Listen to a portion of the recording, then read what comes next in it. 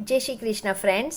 તમારે એકદમ ઓછી મહેનતથી અને ઓછા સમયમાં ફક્ત 5 મિનિટમાં રેસ્ટોરન્ટ જેવું ટેસ્ટી શાક બનાવવું હોય અને રોટલી કે પરાઠાની ઝંઝટ ન કરવી હોય ને બ્રેડ સાથે ખાવાય એવું શાક બનાવવું હોય તો આ બેસ્ટ રેસીપી છે ફ્રેન્ડ્સ, જરૂરથી જોજો.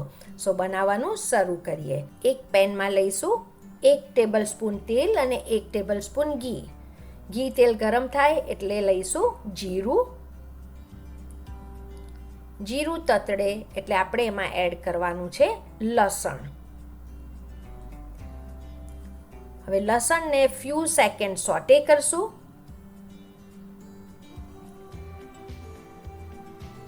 ફ્યુ સેકન્ડ લસણ સોટે કર્યા પછી હવે આમાં આપણે એડ કરીએ છીએ એક તેજપત્તો. તેજપત્તાના આપણે 2 કટકા કરવાના છે, અહીંયા બતાવ્યું છે એ પ્રમાણે. હવે લઈશું કાંદો અને કાંદાને બારીક કાપવાનો છે ફ્રેન્ડ્સ, અને એક મીડિયમ સાઇઝનો કાંદો લીધો છે. હવે એમાં આપણે લઈશું લીલું મરચું. ફ્રેન્ડ્સ, લીલું મરચું તમે તમારા ટેસ્ટ પ્રમાણે લેજો અને લીલા મરચાંની પેસ્ટ નહીં લેતા, લીલા મરચાંને આ રીતે બારીક કાપજો. ને લઈશું આદુની પેસ્ટ. હવે જ્યાં સુધી કાંદા સોફ્ટ ન થાય ત્યાં સુધી આપણે એને બરાબર કૂક કરશું. સો એકદમ સરળ રેસીપી છે અને આમાં ખૂબ ઓછા મસાલા નાખીએ છીએ. એક રિક્વેસ્ટ છે ફ્રેન્ડ્સ, જો તમે ચેનલ સબસ્ક્રાઈબ ન કરી હોય તો પ્લીઝ સબસ્ક્રાઈબ કરજો અને સબસ્ક્રાઈબ કર્યા પછી બાજુમાં જે બેલની સાઇન છે એના ઉપર ક્લિક કરજો, જેનાથી બધી રેસીપી તરત મળશે અને આ ફ્રી છે. કાંદા સોફ્ટ થઈ ગયા છે, સો બરાબર સતળાઈ ગયા છે. હવે આપણે એડ કરશું ટામેટા. ટામેટા એકદમ પાક્કા લેવાના છે ને લાલ લેજો ફ્રેન્ડ્સ, અને કડક નહીં લેતા, થોડા સોફ્ટ હોય એવા લેજો અને એને એકદમ બારીક આ રીતે કાપી કાઢવાના છે.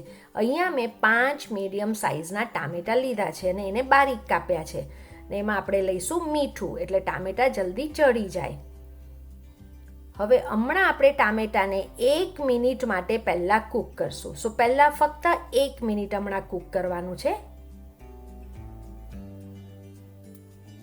હવે 1 મિનિટ ટામેટાને આ રીતે કૂક કરી લીધા પછી હવે આપણે આમાં એડ કરશું કસૂરી મેથી, એટલે ફ્લેવર એકદમ મસ્ત આવશે ફ્રેન્ડ્સ. કસૂરી મેથી આ રીતે પહેલેથી નાખી દેવાની એટલે ફ્લેવર બહુ ફાઇન આવે. સો અહીંયા લીધી છે 1 ટીસ્પૂન કસૂરી મેથી, અને જ્યારે પણ કસૂરી મેથી નાખો ત્યારે 2 હાથે આ રીતે રબ કરીને નાખજો તો ફ્લેવર બહુ ફાઇન આવે છે. હવે સાથે લઈશું બારીક કાપેલી કોથમીર, એટલે કોથમીર અને કસૂરી મેથી જ્યારે આપણે ટામેટાને કૂક કરતા હોઈએ ત્યારે જ નાખી દેવાનું, એટલે ફ્લેવર બહુ સરસ આની પકડાય છે. હવે જ્યાં સુધી ટામેટા સોફ્ટ ન થાય ત્યાં સુધી હવે આપણે આને કૂક કરવાનું છે.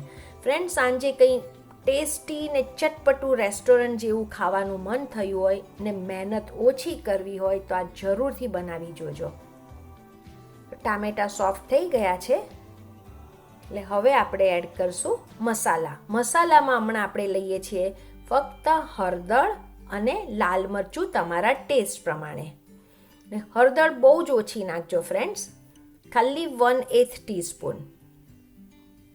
હવે હળદર અને લાલ મરચું મિક્સ કરી લીધા પછી હવે આપણે આમાં એડ કરીએ છીએ શેઝવાન સોસ. કોઈ પણ ગ્રોસરી સ્ટોરમાંથી તમને શેઝવાન સોસ બહુ જ ઇઝીલી મળી રહેશે. સો શેઝવાન સોસ લઈએ છીએ 2 ટેબલ સ્પૂન અને 2 ટેબલ સ્પૂન લઈએ છીએ tomato ketchup. Plain tomato ketchup લેવાનો છે ફ્રેન્ડ્સ. હવે આ 2 સોસને બરાબર મિક્સ કરી લઈએ. તમે જોયું આમાં મસાલા કેટલા ઓછા છે, આપણે ખાલી હળદર ને લાલ મરચું નાખ્યા છે અને આ 2 ટાઈપના ડિફરન્ટ સોસ નાખ્યા છે. સો આટલો જ મસાલો છે આમાં ફ્રેન્ડ્સ. હવે એકવાર આ મિક્સ થઈ જાય એટલે હવે આપણે આમાં એડ કરશું ફ્રેશ ક્રીમ. ફ્રેશ ક્રીમથી એકદમ મસ્ત ક્રીમી ટેક્સચર આવશે આમાં. અને ફ્રેન્ડ્સ, તમારી પાસે ફ્રેશ ક્રીમ ન હોય તો તમે તાજી મલાઈ પણ વાપરી શકો છો.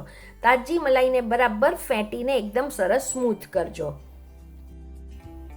હવે આપણે શેઝવાન સોસ અને ટોમેટો કેચઅપ નાખ્યો છે અને હવે આપણે 1 મિનિટ માટે કૂક કરવાનું છે. 1 મિનિટ કૂક કરશું એટલે બરાબર પાસ બેસી જશે આનો ટેસ્ટ એટલો ફાઇન આવે છે, તમને એમ જ થશે કે તમે રેસ્ટોરન્ટમાંથી લઈ આવ્યા છો.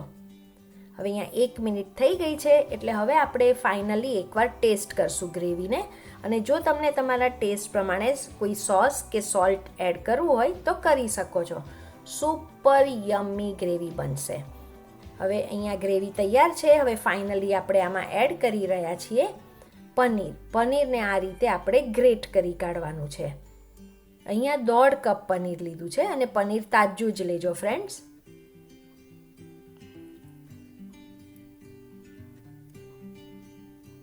હવે પનીર અંદર મિક્સ કરી કાઢીએ. એટલે ક્વિક અને ઇઝી રેસીપી છે. તમે જોયું આમાં જરી પણ ટાઈમ નથી લાગતો અને ખૂબ ઓછા મસાલાથી થઈ જાય છે. હવે પનીર મિક્સ કરી લીધા પછી તમને એમ લાગે કે તમારી ગ્રેવી એકદમ ઘટ થઈ ગઈ છે તો તમે આમાં થોડું પાણી એડ કરી શકો છો. આપણને આની ગ્રેવી નહીં બહુ થીક કે નહીં બહુ પતલી એ ટાઈપની જોઈએ છે. અને આ મેં થોડું ઠંડુ પડે એટલે ઘટ તો થઈ જ જાય છે. હવે તમે આનું ટેક્સચર જુઓ, એકદમ પરફેક્ટ. પનીર મિક્સ કરી લીધા પછી હવે આપણે આમાં એડ કરીએ છીએ ચીઝ. ચીઝ પણ ગ્રેટ કરીને નાખવાની છે ફ્રેન્ડ્સ. અહીંયા મેં 5 કપ લીધી છે ને 5 કપ કરવા માટે તમને જોઈશે 2 ચીઝ ક્યુબ. હવે આને મિક્સ કરી કાઢીએ. એકદમ સુપર ટેસ્ટી આ બનશે ફ્રેન્ડ્સ. તમે આમ એમ થશે કે તમે બ્રેડ વગર પણ આ ખાઈ લો, એટલું ટેસ્ટી લાગે છે. સો અહીંયા બધું મિક્સ થઈ ગયું છે અને હવે તમે આનું ટેક્સચર જુઓ ફ્રેન્ડ્સ. એકદમ રીચ, ક્રીમી, ચીઝી અને સુપર ટેસ્ટી. ગેરંટી છે કે ખાઈને ખુશ થઈ જશો. તમને એમ થશે કે વધારે બનાવ્યું હોય તો મજા આવતે. સો સુપર ટેસ્ટી ઝટપટ બનતું શાક તૈયાર છે. હવે આપણે આ ખાવાના છીએ બ્રેડ સાથે. એને માટે અહીંયા મેં લીધા છે બર્ગરના બ્રેડ. તમે પાઉંભાજીના પાઉં પણ લઈ શકો છો, બ્રેડની સ્લાઇસ પણ લઈ શકો છો, પણ મારી પાસે ઘરમાં હતા બર્ગરના બ્રેડ તો હું આ યુઝ કરી રહી છું. આના ઉપર થોડું થોડું બટર લગાવશું અને આપણે આને થોડા ટોસ્ટેડ કરી કાઢવાના છે. સો ફ્રેન્ડ્સ, રોટલી, પરાઠા કે પૂરી બનાવવાનો જે દિવસે કંટાળો આવે અને ઝટપટ બનતું રેસ્ટોરન્ટ જેવું શાક ખાવું હોય તો આ મસ્ટ ટ્રાય રેસીપી છે ફ્રેન્ડ્સ, જે ઘરમાં તમારે નાના મોટા બધાને ભાવશે. હવે અહીંયા થોડો આ બ્રાઉન થઈ ગયો છે. સો એક સાઈડથી આ ટોસ્ટેડ થઈ ગયા છે. હવે બીજી સાઈડ પણ આપણે ટોસ્ટેડ કરવાની છે. સો એને માટે ઉપર પણ આપણે થોડું બટર લઈશું અને બીજી સાઈડને પણ થોડી ટોસ્ટ કરી કાઢશું. અને મેં કીધું એ પ્રમાણે ફ્રેન્ડ્સ, તમે તમારી પાસે જે બ્રેડ હોય એ તમે લઈ શકો છો. એટલે આમાં રોટલી, પરાઠા કે પૂરી કરવાની પણ ઝંઝટ નથી. હવે આપણે સર્વ કરશું. હવે તમે આનો લુક જુઓ ફ્રેન્ડ્સ, એકદમ મસ્ત. જોતા જ તમને ખાવાનું મન થઈ જશે.